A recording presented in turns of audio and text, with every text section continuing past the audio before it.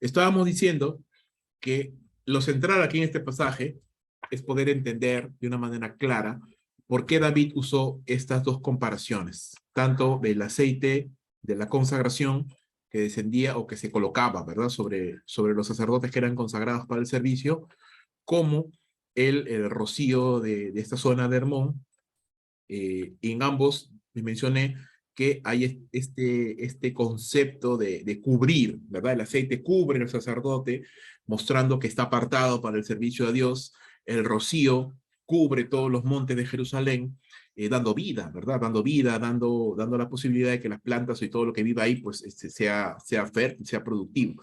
Entonces, de esa forma podemos entender o podemos asociar esta comparación que está utilizando David. Entonces, en ese sentido, ya tenemos que ir, ya podemos tener una idea clara. Entonces, vamos a poner acá que yo quiero tener en cuenta que David dice, mirad, porque la unión es visible, la armonía es visible, es buena, es agradable. Quiero averiguar un poquito más acerca del proceso de consagración de un sacerdote. Quiero averiguar un poquito más con la región de Hermón, si es que hay alguna característica especial, particular, por lo cual David la colocó.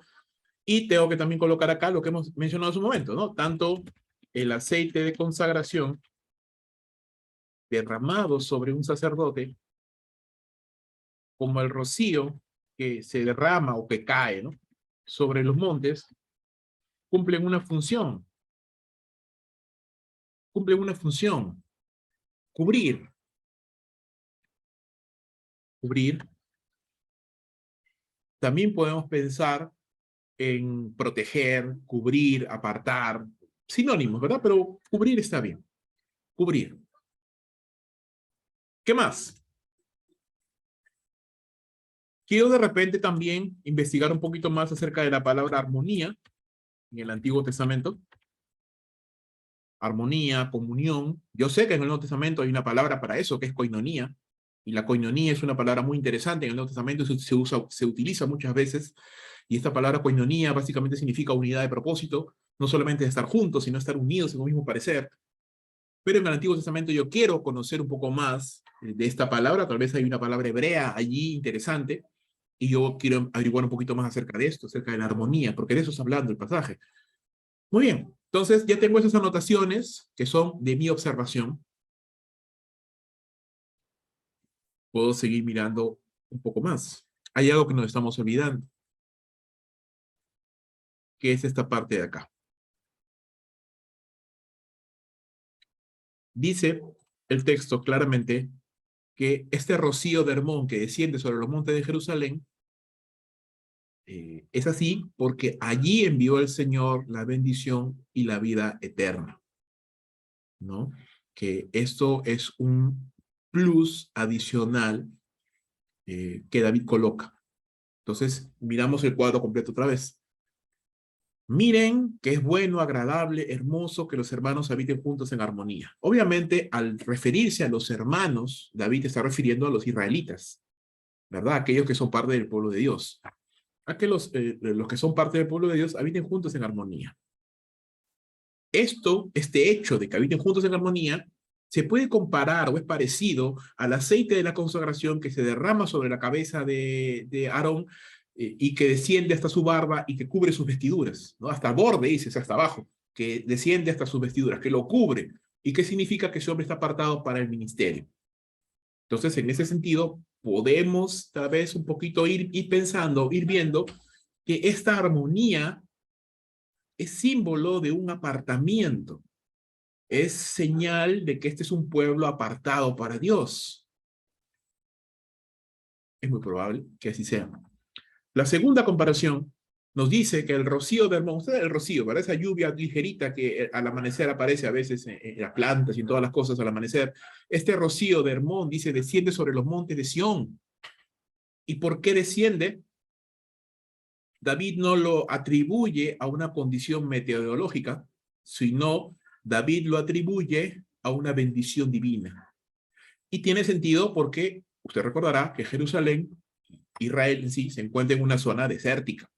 Entonces, yo no sé en cuántos desiertos habrá rocío, seguramente en algunos, pero esto David lo ve como una señal de la bendición de Dios.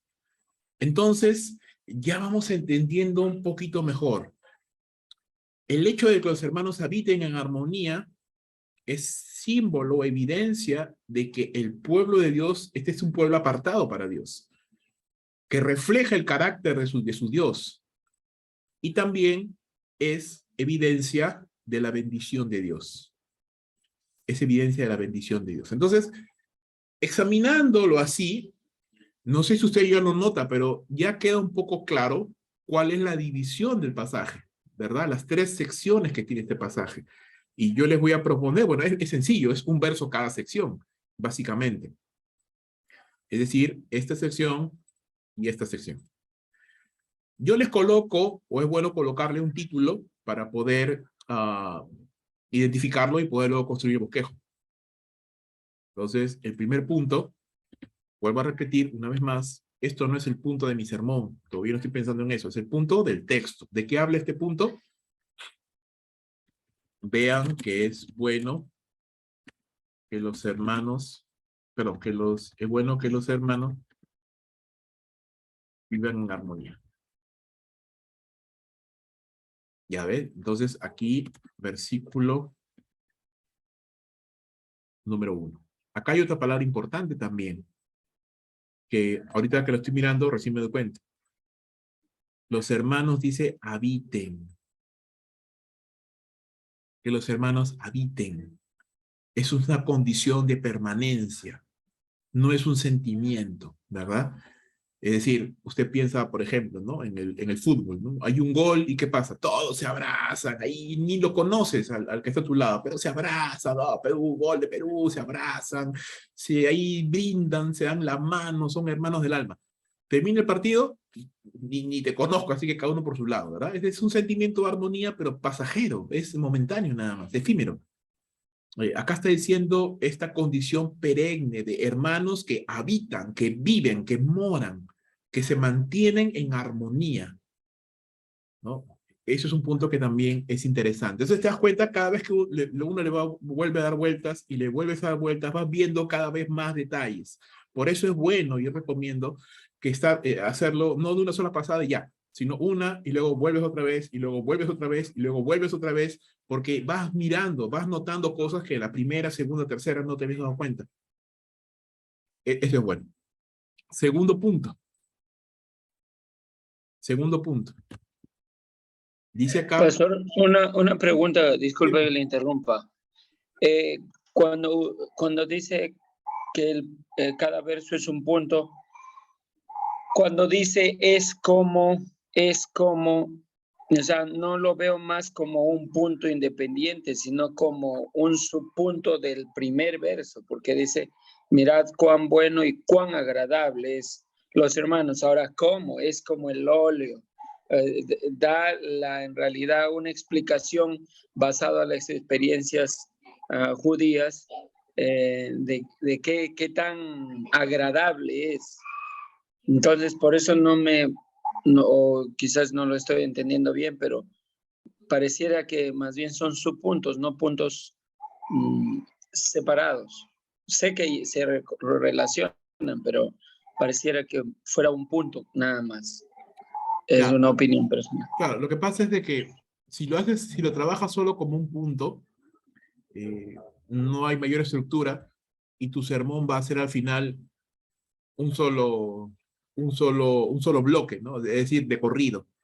Y nunca es una buena idea al momento de predicar que tu sermón sea así de corrido, sino un sermón tiene que tener altos, paros, intermedios, momentos altos, momentos más bajos, paras, reflexionas, aplicas, continúas. Entonces, siempre es recomendable que un sermón de un texto estudiado tenga por lo menos 2 puntos, mínimo, 2 puntos. Entonces, si bien es cierto, obviamente estos dos son subpuntos del primero, porque siempre en un pasaje hay un punto principal y todo lo demás son ramificaciones de este.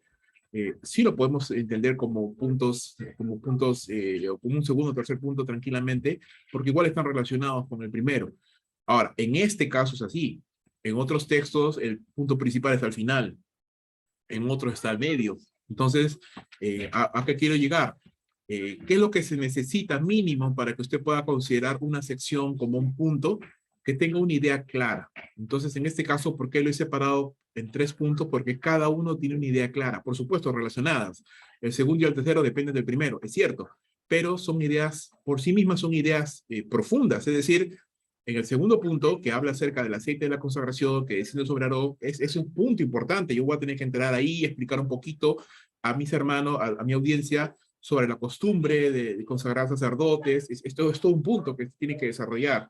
Bien, el tercero, igual, es otro punto independiente, pero a la vez relacionado. Entonces, por eso básicamente, ¿no?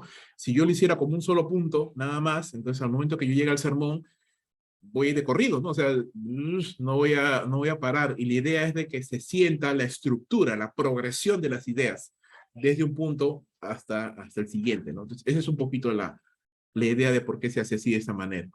En este caso, como le digo, la propuesta es esta. El primer punto es que los hermanos vivan en armonía, es algo bueno. La segunda es la armonía es comparable al aceite de la consagración, ¿no? Verso 2 es comparable. Y el tercer punto, la armonía es comparable al rocío de Hermón. Verso 3. Esos son los 3 puntos. Si yo ya quisiera ya generar mi bosquejo, que es el producto final de la observación, entonces lo que yo tendría que hacer es, bueno, simplemente acá colocar un segundo bloquecito acá, o en un Word, lo que sea. Entonces yo coloco acá, primer punto, es bueno y agradable que los hermanos vivan juntos en armonía. ¿No? Ese es mi primer punto. Segundo punto, lo que coloqué es un instante. La armonía es comparable al aceite de la consagración. ¿Ya? Verso número 2. Y número 3, la armonía es comparable al rocío de Hermón. Verso número 3. Ahora, ¿hay algo más que yo pudiera agregar acá como subpuntos dentro de cada uno de esos? Bueno, habrá que ver. Es bueno y agradable que los hermanos habiten juntos. Bueno, como es un texto, es un verso muy chiquitito, yo creo que no es necesario, no hay mucho que colocar como subpuntitos, ¿no? De que se puede hacer, pero no le veo mucho, o sea, no sumaría demasiado, pienso yo. Vamos a la idea central. Estamos entrando a la parte de la interpretación, ¿verdad? Entonces, ¿qué es lo que dice el texto? Entonces, lo que les estoy proponiendo a ustedes, y eso también ustedes pueden corroborarlo, claro, pueden ver literatura, pueden ver comentarios. Lo que pienso, a mi humilde parecer, es lo siguiente. La armonía entre los integrantes del pueblo de Dios es algo bueno, hermoso y visible. Es señal de que Dios está en medio de ese pueblo o que esos habitantes son parte del pueblo de Dios, la armonía. Es una señal característica del pueblo de Dios, la armonía. Y también es muestra de la bendición de Dios, ¿no? Estoy tratando de simplificar, ¿no? Vuelvo a repetir. ¿Por qué digo que es visible? Porque David empieza diciendo, miren, no vean, se puede ver la armonía. Es buena, es agradable cuando los hermanos habitan, permanecen, perseveran juntos en armonía, en comunión. Es como el óleo, es como el aceite de la consagración que desciende sobre la barba, sobre la cabeza de un sacerdote y le consagra, le aparta para el servicio, le muestra evidencia de que ese hombre es ahora ministro de Dios, separado para el servicio a Dios. Entonces, como es una comparación, entonces yo digo, ok, si el aceite aparta y separa a un hombre para el servicio a Dios, entonces la armonía que funciona como esto que cubre también, como un aceite que cubre, si pudiéramos compararlo así, entonces también es evidencia de que este pueblo es apartado para Dios, es pueblo de Dios. A diferencia de otras naciones que se matan entre ellos, se pelean, se conquistan, ¿verdad? El pueblo de Dios, una de las características del pueblo de Dios debiera ser la unión, la armonía. Y en tercer punto, así como el rocío cae sobre esta zona desértica, la zona de Palestina, de Jerusalén, desciende este rocío y permite que la zona de Israel sea una zona de cultivos, una zona más o menos fértil, y esto es evidencia, dice David, de la bendición de Dios, ¿no? Ahí envió Dios, dice, bendición y vida eterna. Entonces, de la misma manera, la armonía entre el pueblo de Dios no solamente es muestra de que ese pueblo le pertenece a Dios, sino que también es evidencia de que Dios ha bendecido a ese pueblo, ¿verdad? Que es evidencia de la bendición de Dios. Entonces, si yo junto estas ideas, si yo junto estas tres ideas o tres conceptos, yo voy a poder resumirlas, y vuelvo a repetir, si yo puedo resumirlo, entonces yo puedo entender de qué está hablando el pasaje. Mi idea central sería la armonía en el pueblo de Dios es visible, es buena, podemos ponerlo así, es buena, visible, evidencia de que, ¿cómo podemos ponerla? A ver, la armonía en el pueblo de Dios es buena, visible, o es buena evidencia de que están apartados para Dios, llamémoslo así, ¿sí? Apartados para Dios, y que el Señor les ha bendecido. Esa es una propuesta, ¿verdad? Yo pudiera ponerlo en otras palabras, en más palabras, en menos palabras. Sí, no hay una regla, como repito, al momento de escribir esto, pero la idea es de que por lo menos contenga, ¿verdad? Contenga todo lo que el texto quiere decir, ¿no? Esa es la idea. Y que sea clara, y que tampoco no sea muy larga, ¿no? Porque si es muy larga, entonces ya no es un resumen, ya. La idea es que sea un resumen. Entonces, esa sería mi idea central, y ese sería el fruto de la interpretación. Luego, ya como un adelantito a la siguiente clase, ya yo paso a la parte siguiente, que es ya la aplicación. Para la aplicación, hermanos, yo necesito conocer tres cosas. Uno, ¿quién es mi audiencia? Es decir, les voy a predicar a incrédulos, les voy a aplicar a conversos, les voy a aplicar a estudiantes de seminario, voy a aplicar a pastores, voy a aplicar a hombres, voy a aplicar a damas, voy a aplicar a jóvenes. ¿Cuál es mi audiencia? Porque depende de mi audiencia, depende mi propósito. Es decir, qué yo quiero conseguir con el sermón que voy a predicar. Obviamente, los propósitos están alineados a algo que se le llama a la idea central de mi texto. Es decir, si la idea central de mi texto tiene que ver con la armonía, como en este caso, mi propósito no puede ser, yo voy a hablar acerca de las misiones. No tiene sentido, porque mi texto está hablando de la armonía. Entonces, mi propósito, imagínate, ¿no? Vamos a poner solo un ejemplo. Y voy a predicar, como en la mayoría de nuestros casos, voy a predicar a mi iglesia, ¿no? En un domingo. Entonces, mi propósito será motivar a la iglesia a la unidad, la armonía, motivar a la iglesia a la unidad, tal vez enseñar a la iglesia de que la desunión, los chismes, los pleitos, las disensiones, no es algo propio del pueblo de Dios, ¿verdad? Pudiera ser ese un segundo propósito. Pero todo gira en torno a la unidad, todo gira en torno a la comunión. Y si estoy hablando de mi iglesia, entonces probablemente estoy pensando en creyentes, pero también en incrédulos. Entonces, mi tercer propósito podría ser invitar al incrédulo a que se una a la comunión de la iglesia por medio de la fe en Cristo Jesús. Ese sería mi tercer propósito, ¿verdad? Primero sería motivar a la iglesia, a mi iglesia, a los creyentes, motivarles a la unidad. Decirles, hermanos, la unidad es buena, la unidad es agradable, la unidad es visible. Yo no puedo decir que tengo unidad cuando los hermanos cada uno anda por su lado, ni se preocupan, ni se abrazan, ni se buscan, ni se llaman, ni se preocupan uno por el otro, ni oran, porque la unidad es visible, la unidad se ve. Segundo, yo quiero enseñar a la iglesia que la disensión, que la división, que el chisme, no es propio del pueblo de Dios. Más bien, este pasaje me está enseñando que la unidad es algo característico del pueblo de Dios. Así como el aceite cae sobre la barba de Aarón y la aparta para el ministerio. Y tercer propósito sería motivar a los incrédulos, a los visitantes, a que se unan a la comunión de la iglesia. Porque ahí hay bendición, ahí hay vida eterna. ¿Cómo? No a través de una membresía, no a través de venir a un templo, sino a través de la fe en Cristo Jesús. Él es quien rompió a la barrera de enemistad que había entre judíos y gentiles, ¿verdad? Usted se acuerda de Efesios capítulo 2, él fue el que rompió la barrera de enemistad, dice, e hizo de los dos un solo hombre. Él hizo la unión, él es el hombre de la paz, él es el sacrificio de la paz que nos unió, que nos reconcilió. Entonces este pasaje habla de esto, habla de armonía, habla de reconciliación, y ya, pero esa es parte de la aplicación ya. Entonces yo, según mi audiencia, yo conozco a mi audiencia o trato de conocerla, entonces yo digo, ok, yo sé en qué me voy a enfocar más. Eso es la parte ya aplicativa, la parte de la aplicación. Pero, y eso sería más o menos, eso ya lo vamos a ver la próxima semana, los pasos necesarios ya para pasar a un sermón, pero ahorita hemos hecho los dos primeros pasos, ¿no? La observación, que tiene como fruto el bosquejo del texto, y la interpretación, que tiene como fruto la idea central del texto. Entonces, eso sería, hermanos, con respecto a este ejercicio. La próxima semana estaremos mirando pues, otro texto para hacer nuevamente el ejercicio de llegar, ¿no? Observación, interpretación y así. Vamos, la idea es esa, hermanos, ¿no? A través del